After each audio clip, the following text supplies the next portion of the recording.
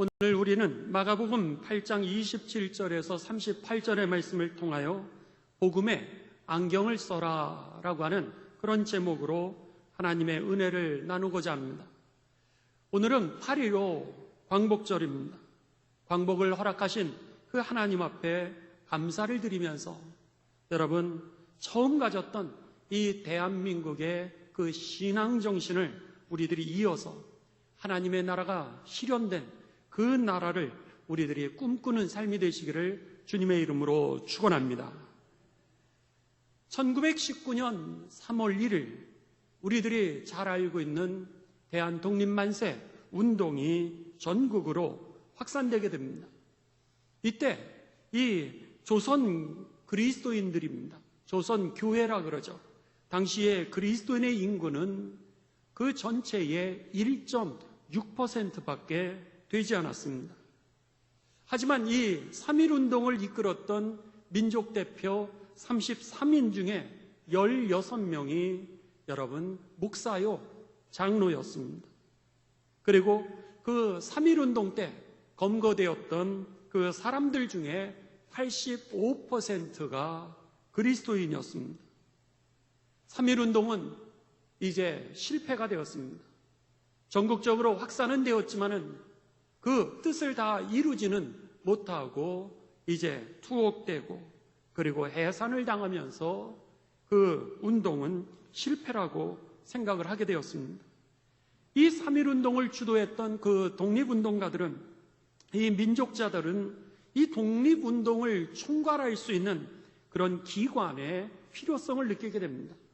그러면서 그들은 만주라든지 한성이라든지 연해주라든지 상하이로 그들이 이제 나라 밖에서 독립운동을 하기로 결정을 하고 그들이 탈출을 시도하게 됩니다.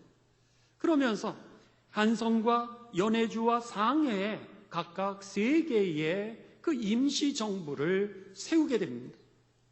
그 후에 그리스도인들이 주축이 되어서 그 3개로 흩어졌던 임시정부들을 이제 하나로 모으기를 시작하면서 상해에서 임시정부가 처음으로 4월 11일 날 1919년 4월 11일입니다. 그러니까 3.1운동을 하고 난 지 한 달 10하루가 지난 날입니다. 약 40일 만에 그들은 이 상하이에다가 대한민국 임시정부를 시작하게 됩니다. 그들은 저녁 10시에 모이게 되고 임시의정원을 열게 되면서 29명의 그 민족 대표들이 모이게 됩니다. 그 중에 여러분 기독교인이 11명이었습니다. 그리고 다른 종교인들이 7명이었고 그리고 다른 일반인들이었습니다. 역시 상해 임시정부를 세울 때 그 주축이 다 그리스도인들이었습니다. 이제 그들은 상해 임시정부를 세우게 되었고 그곳에서 제일 먼저 한 일은 임시정부의 강요들, 대표들을 뽑는 일이었습니다. 여기에서 임시정부를 대표하는 첫 국무총리라 그럴 수도 있고요. 첫 대통령이 선출되게 되는데 이승만 박사가 첫 번째 이 상하이 임시정부의 대통령으로 혹은 국무총리로 선출이 되게 됩니다. 그 다음에 나라의 살림을 총괄하게 되는 내무총장이죠. 지금으로 얘기하면 국무총리일 텐데 도산 안창호 선생이 이제 국무총리로 내무살림총장으로 선출이 되게 됩니다. 그리고 대한민국의 독립을 위하여서 싸워야 되고 전 세계로 이 독립운동을 갖다가 알려서 전 세계가 지원하는 그런 임시정부가 되어지고 나라의 독립을 되찾아야 되는 그 외교적인 담당 외무부 장관을 맡게 된 사람이 바로 김규식 선생이었습니다. 이승만 대통령, 그리고 도산 안창호 총리, 그리고 김규식 그 외교부 장관, 이들이 모두 다 독실한 그리스도인이었습니다. 이제 이들을 통하여서 독립운동이 그 중심을 잡게 되고 그러면서 이제 이 나라를 세계에 알리기를 시작합니다. 그리고 이들은 이 강요를 뽑은 다음에 기독교인들 그 임시정부, 앞으로 우리가 나라를 되찾는다면 대한민국을 세우게 된다면 어떤 나라가 되기를 원하는 헌법을 그들이 정하게 됩니다. 그것을 우리는 대한민국 임시정부의 임시헌장이다 이렇게 얘기를 합니다. 그랬을 때 임시정부의 그 헌장에 이렇게 그들은 기록하게 됩니다. 신인 일치로 중회 협응하여 일어난 독립운동에 기반하여 임시정부를 수립한다 이렇게 기록합니다. 다시 말하면 이 말이 무슨 뜻이냐면 독립은 단지 2천만 국민의 뜻만이 아니라 하나님의 뜻이었다라고 그렇게 기록하고 있는 겁니다. 그러면서 동시에 대한민국 임시정부의 그 헌법 제7조항에 그들은 이렇게 기록합니다. 대한민국은 신의 의사에 의하여 건국되었으며 그 사명은 인류의 문화와 화평에 기여하기 위함이라고 이렇게 명시했습니다. 그리고 나서 이 대한민국 헌법 그 마지막 선포문에 대한민국은 신의 국의 건설이 귀한 기초라고 밝히고 있습니다. 이 단어를 다시 번역하면 이런 뜻입니다. 대한민국의 그 목표는 하나님 나라 건설이라고 하는 거죠. 하나님의 뜻에 의하여서 우리가 이 민족을 되찾게 되었다라고 하는 겁니다.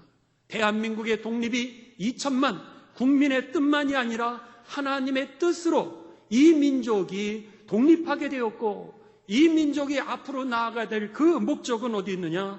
바로 하나님의 나라의 건설이라고 이렇게 대한민국 임시정부의 그 첫 번째 헌장에 기록했던 겁니다. 그리고 나서 이 임시헌장의 그 영어적인 용어를 하나님 가시라고 그렇게 표현했고 그들은 1919년 6월 10일 미국에 있는 한인 신보에 대한민국의 임시정부가 세워졌다라고 하는 이 헌법과 그리고 그 정부를 알리게 되면서 미국 신문에다가 명백하게 가시라고 하나님의 뜻으로 세워진 나라고 이 땅 가운데 조선에 하나님의 나라를 세우는 것이 우리들에게 주어진 사명이라고 명시했던 것입니다. 이 내용은 이미 대한민국 제1국회에 속기록 국회에 기록되어 있는 그런 내용입니다. 그 이후 우리나라는 1945년 8월 15일 이제 광복을 얻게 됩니다. 일본의 치하에서 완전하게 독립을 하게 되고 1948년 3년 후 5월 10일 날 국회의원을 뽑게 되는 총선을 하게 되고 1948년 5월 13일 대한민국의 첫 번째 국회가 열리게 됩니다. 그리고 나서 1948년 7월 17일 헌법을 제정하게 되고 1948년 8월 15일 대한민국이라고 하는 정부를 수립하게 됩니다. 이 5월 30일에 처음으로 이제 총선을 하고 국회가 모였던 그 국회를 우리들은 제헌의회라 이렇게 부르게 됩니다. 1948년 5월 31일 제헌의회가 열리는 그날의 첫 번째 순서는 이 의회의 임시의장을 뽑는 순서였습니다. 임시의장으로 제일 먼저 뽑힌 분이 감리교 장로이신 바로 이승만 박사였습니다. 임시의장으로 선출되었던 이 이승만 박사는 이제 단상에 올라가 그가 위대한 첫 번째 대한민국 국회에 발언을 하게 됩니다. 그 발언이 뭐냐? 신생 독립국가 대한민국을 허락하신 하나님께 감사기도를 먼저 드리겠습니다. 이게 대한민국 국회의 첫 번째 발언이었습니다. 그리고 나서 이승만 박사가 이어서 이야기하기를 이윤영 의원이 단상으로 올라오셔서 감사기도를 드리겠습니다. 그랬습니다. 이윤영 의원은 누구냐면 종로구역구에서 종로지역에서 국회의원으로 당선된 분으로 이분은 목사였습니다. 이승만 그 의장은 이윤영 국회의원을 이제 호명을 하면서 단상에 올라오셔서 기도하고 이 감사기도 드리겠습니다. 이렇게 그가 부탁을 하고, 그리고 이은영 의원이 국회에 첫 번째 개원 기도를 하게 됩니다. 자, 여러분, 우리가 이은영 의원이 했던 국회의 처음 기도문이 우리 국회 속기록, 여러분 기록이 되어 있고, 여러분 인터넷을 찾으시면 쉽게 찾으실 수 있습니다. 우리나라가 시작되게 되었던 그 첫 번째 기도인데, 우리 다 같이 처음부터 끝까지 같이 한번 여러분 역사적인 이 기도문을 같이 봉독하시면서 우리가 하나님의 은혜에 감사하는 그런 시간을 갖도록 하겠습니다.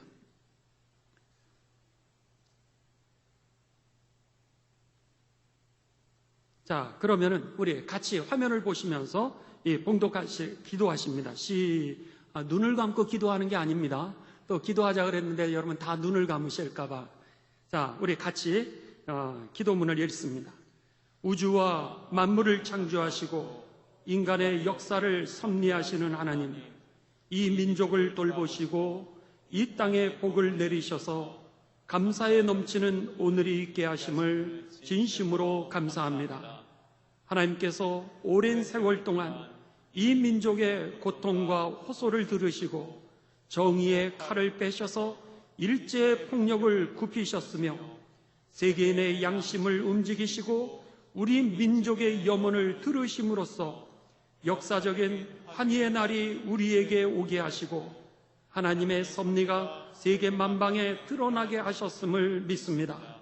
하나님, 아직까지 남북이 두루 갈린 이 민족의 고통과 수치를 씻어주시고 우리 민족, 우리 동포가 손을 같이 잡고 웃으며 노래하는 날이 우리 앞에 속히 오게 해 주시기를 기도합니다. 하나님, 민생의 도탄이 오래 갈수록 이 땅의 악마의 권세만 확대될 것이오니 거룩하신 하나님의 영광이 속히 이 땅에 임하게 하시기를 원합니다. 우리에게 독립을 주신 하나님, 이제는 남북의 통일을 주시고 또한 민생의 복락과 아울러 세계 평화를 허락하여 주시기를 원합니다. 거룩하신 하나님의 뜻에 의지하여 저희들은 성스럽고 택함을 입어 가지고 글자 그대로 민족의 대표가 되었습니다. 그러하오나 우리들의 책임이 중차대한 것을 저희들이 느끼고 우리 자신이 진실로 무력한 것을 생각할 때 지위와 인과 용과 모든 덕의 근원이 되시는 하나님께 이러한 요소를 저희들이 간구하나이다. 이제 이로부터 국회가 성립되어서 우리 민족의 염원이 되는 모든 세계 만방이 주시하고 기다리는 우리의 모든 문제가 원만히 해결되며 또한 1호로부터서 우리의 완전 자주 독립이 이 땅에 오며 자손 만대에 빛나고 푸르른 역사를 저희들이 정하는 이 사업을 완수하게 하여 주시옵소서.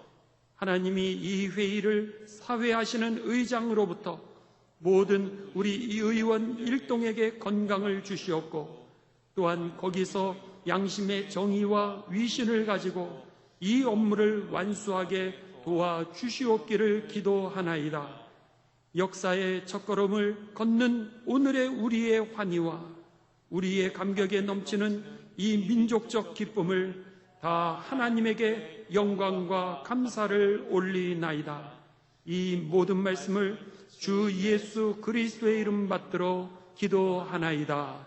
아멘. 할렐루야. 이것이 대한민국 국회가 이제 그 의사를 시작하기 전에 첫 번째 하나님 앞에 올려드렸던 기도였던 것입니다. 이 기도의 내용을 할 때 여러분 다 같이 기립을 했습니다. 여러분들이 기립을 하시면은 이제 다리 아프신 분도 있으실까봐 제가 기립을 하지 않았지만은 이때 우리 처음 재헌국회에서는 모든 그 국회의원들이 기립을 해서 하나님 앞에 이렇게 기도를 했습니다. 여러분, 기도의 내용뿐만이 아니라 오늘 기도, 이 국회 첫 순서가 기도로 시작됐다라고 하는 것 자체가 얼마나 감격스러운지 모릅니다. 이 국회의원들 가운데 속에서는 여러분 기독교인만 있었던 것이 아닙니다. 거기에는 유학자도 있었습니다. 거기에는 불자들도 있었고요. 거기에는 사회주의자들도 있었고, 그곳에는 민족주의자들도 다 골고루 섞여 있었습니다. 하지만 이 이은영 국회의원 목사님이 기도하실 때 의원 전원들이 다 기립하여 기도에 동참했다라고 국회 그 속기록에 기록이 되어 있습니다. 종교 편향이라고 하는 말은 요즘 들어서 나온 얘기입니다. 종교 편향이라고 하는 말은 요즘 들어서 나왔지 그 시절에는 그런 말조차도 없었습니다. 국회의원 모두가 종교를 초월했습니다. 국회의원 모두가 자신들이 가지고 있었던 이념과 사상이라고 하는 것을 그들이 초월하여서 하나님 앞에 감사의 기도를 드렸던 것입니다. 여러분, 그 기도를 드리고 나라를 시작한 날이 바로 오늘인 것입니다. 여러분, 오늘 하나님께서 이 땅을 회복시키셨을 뿐만 아니라 임시정부의 강령처럼 이 땅에 하나님의 나라를 건설하기 위하여 이 민족을 일으키셨음을 여러분 기억하시면서 내가 무엇을 할 수 있을까가 아니라 우리 한 명 한 명을 통하여서 이 땅 가운데 하나님의 나라가 세워지고 그 좋은 나라를 우리들의 자손과 만대에 물려주는, 그리고 세계의 평화의 축복의 통로가 되는 그런 나라를 세우시는 꿈이 저와 여러분의 꿈이 되시기를 주님의 이름으로 축원합니다. 성서 한국, 선교 한국, 그리고 세계의 평화의 통로가 되는 그 나라가 우리들의 목표인 것입니다. 이렇게 믿음의 선배들은 여러분 가장 위험했던 시절, 가장 고난의 시절 가운데 속에서도 그들의 믿음을 포기하지 아니하고 이 민족의 해방과 독립과 하나님의 나라의 회복을 위하여 그렇게 섬겼다라고 하는 겁니다. 왜 그들이 그 죽음이 두렵지 않았겠습니까? 왜 그들이 감옥에 가는 거 두려워하지 않았겠습니까? 왜 가족과 헤어지는 거 그들이 두려워하지 않았겠습니까?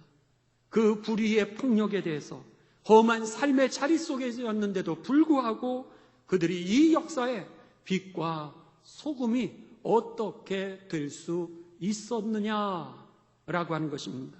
그것은요, 여러분 분명한 하나님에 대한 신앙 고백이 있었기 때문에 그들이 그렇게 살아갈 수 있었고 빛과 소금이 될 수 있었던 것입니다. 오늘의 본문이 바로 그 말씀입니다.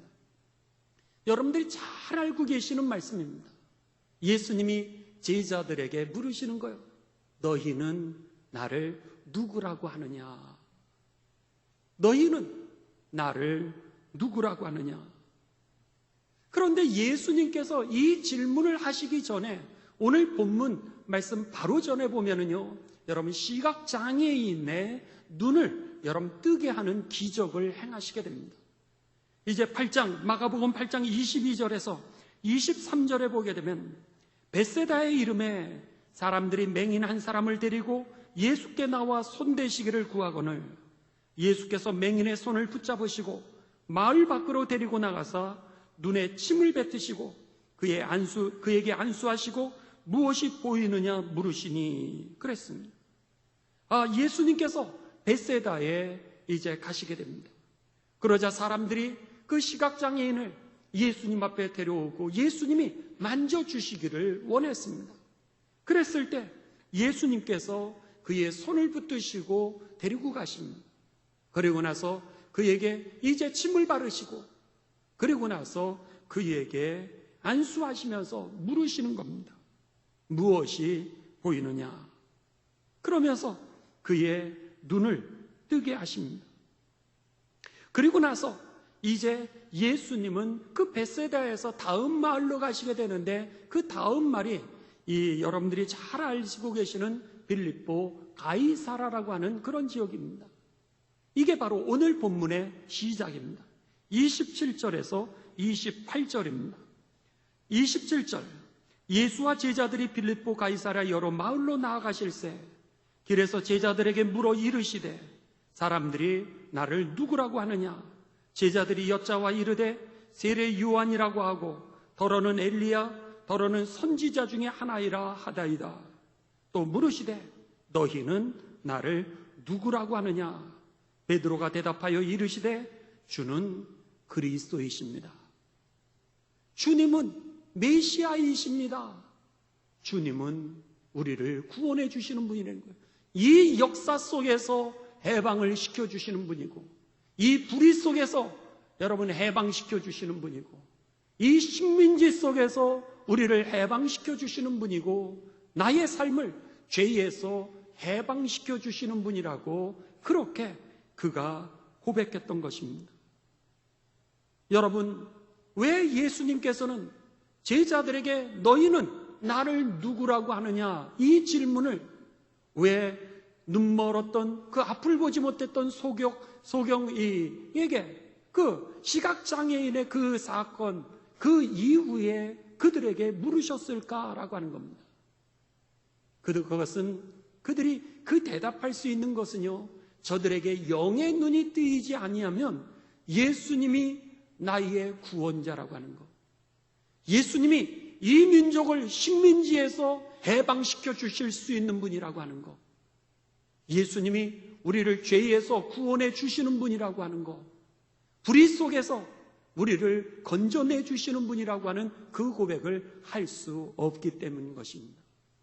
눈이 닫혀져 있으면 하늘나라를 보지 못하면, 예수님이 누구신지를 깨닫지 못하게 되면, 경험하지 못하면 아무리 가르쳐줘도 여러분 그것을 고백할 수 없기 때문에 예수님은 상징적으로 오늘 너희는 나를 누구라고 묻느냐, 그들의 분명한 신앙 고백을 확인하기 위해서 이 시각장애인의 눈을 뜨는 그 다음에 그들에게 물으셨던 것입니다. 특별히 예수님이 그들에게 너희는 나를 누구라고 하느냐 이렇게 물으실 때 그 장소는 빌립보 가이사랴라고 하는 것이었습니다. 그런데 우리들이 생각했을 때는 여러분 이 팔레스틴이라고 하는 그 땅에 제일 아름다운 곳은 예루살렘이라 이렇게 생각하실 수 있습니다. 그런데요, 팔레스틴 땅에서 가장 아름답고 풍성한 땅은 가이사랴라고 하는 그런 지역입니다. 그래서 이 팔레스틴의 그 수도는 예루살렘이 아니라 가이사랴였습니다. 그래서 로마가 이 팔레스틴을 갖다가 점령을 한 이후에 그들은 그 수도 가이사랴라고 하는 지역에다가 그들은 총독부를 세우게 됩니다. 가장 아름다운 곳, 가장 풍성한 곳, 그런 데다가 거기에다가 총독부를 세우게 되고요, 로마의 그 사상을 갖다가 그들이 이제 가지게 할 수 있도록 16개의 신전을 가이사랴 지역에다가 세우게 됩니다. 그러니까 여러분 가이사랴에서 예수님이 묻는 거예요, 제자들에게. 너희는 나를 누구라고 하느냐? 가장 풍요로운 곳에서, 가장 아름다운 곳에서, 거기에 총독부가 있어서 군인들이 쫙 깔려 있는 거예요. 중인들이 충성, 이것을 갖다가 와! 그러면서 함성을 지르며 그 총독에게, 로마의 황제에게 충성을 맹세하는 그곳에서 이제 예수님은 제자들에게 너희가 정말 이렇게 풍요 속에서도 내가 너희의 삶의 주인이야? 이렇게 묻는 거예요. 군인들이 이렇게 많은 그런 위협 속에서 내가 너희에게 누구냐라고, 정말로 내가 너희의 삶의 주인이야? 세상에 그 속된 문화가 가득 차 있고 풍요와 아름다움과 함성과 사기와 그리고 신전으로 가득 차 있는 이 세속 문화 속에서 오늘 예수님은 그들에게 너희에게 있어서 나는 누구냐고, 다른 사람 얘기할 거 하나도 없다는 거예요.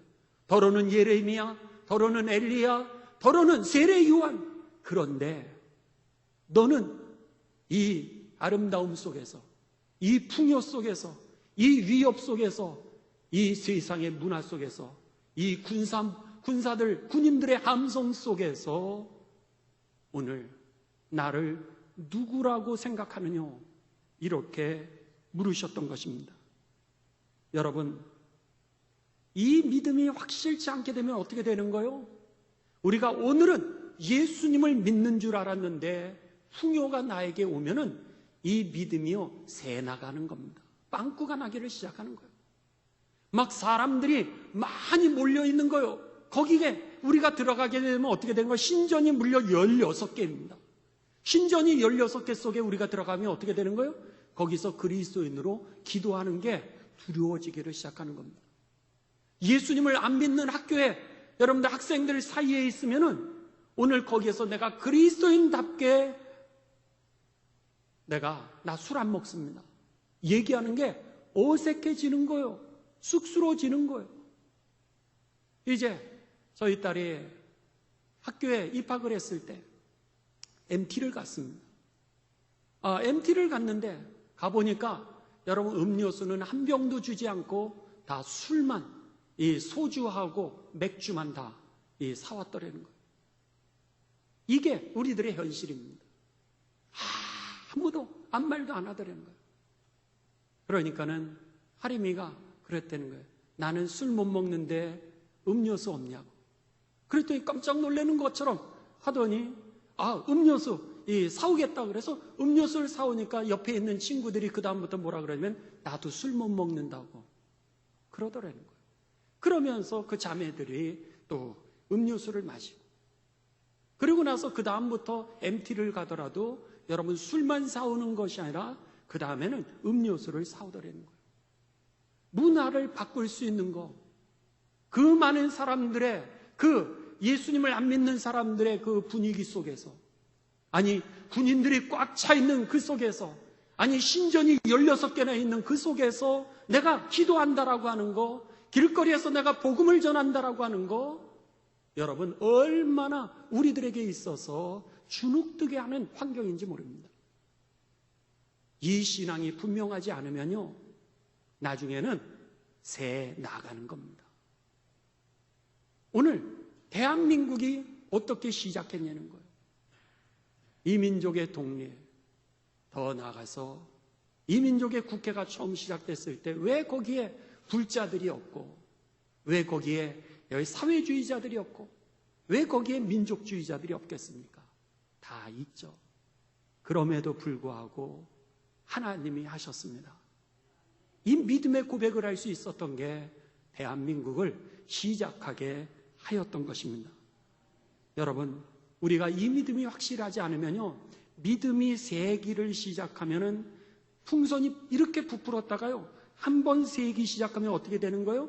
휘 해서 존재 가치가 없어지게 되는 겁니다. 그 다음에는요, 세상의 풍조를 따라가면서 살게 되고요, 세상의 풍조를 따라가면서 살게 되면은 우리는 그 다음부터는 어떻게 되는 겁니까? 이제 늘 근심만 하면서 사는 거예요. 염려만 하면서 사는 겁니다.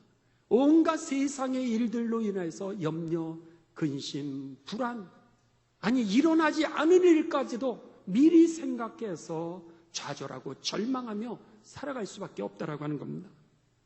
그랬기에 예수님께서는 굳이 오늘 그 제자들을 그 안 못 보는 그 시각장애인의 눈을 뜨게 하신 사건 이후에 빌립보 가이사랴라고 하는 그 지역의 한복판에서 너희는 나를 누구라고 하느냐 이렇게 물으셨던 것이죠.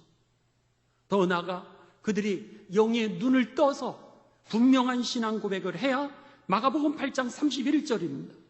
31절에 보면 인자가 많은 고난을 받고 장로들과 대제사장들과 서기관들에게 버림받아 죽임을 당하고 사흘 만에 살아나야 할 것을 비로소 그들에게 어떻게 했다고요? 가르쳤다는 거예요. 눈을 떠야 분명한 신앙 고백을 가져야 십자가의 길을 이해할 수 있게 되는 것입니다. 그렇지 않으면 그들이 왜 예수님 죽어야 되냐라고 그렇게 반문한, 하늘나라를 보지 못하는 겁니다. 내가 가지고 있었던 생각에 사로잡히게 되는 거예요. 하나님의 나라를 보지도 못하고 하나님의 뜻도 저들이 보지 못하게 되는 겁니다. 더 나아가 왜 그들이 눈을 떠야 됐던 거예요? 그 이유는 마가복음 8장 34절입니다. 무리와 제자들을 불러 이르시되 누구든지 나를 따라오려거든 자기를 부인하고 자기 십자가를 지고 나를 따를 것이니라 그랬습니다.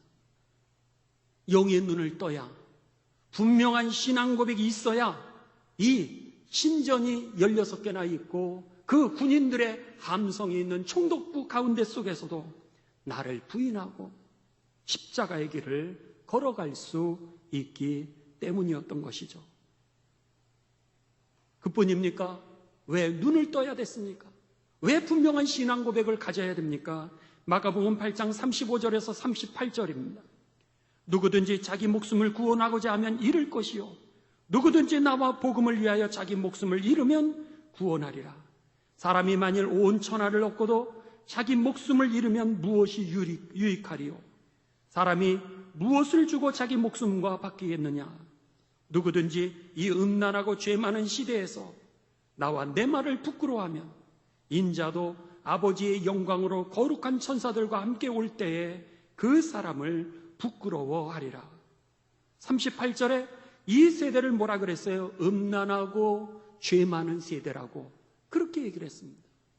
이 시대에 생명을 얻는 방법은 바로 분명한 신앙 고백을 가져야 우리가 세상에서도 생명을 얻게 될 뿐만 아니라 영원한 하늘나라의 생명을 얻게 되기 때문인 것입니다. 만일 그렇지 않으면 어떻게 되는 거요? 마가복음 8장 32절에서 33절에 보면 베드로처럼 되는 것입니다.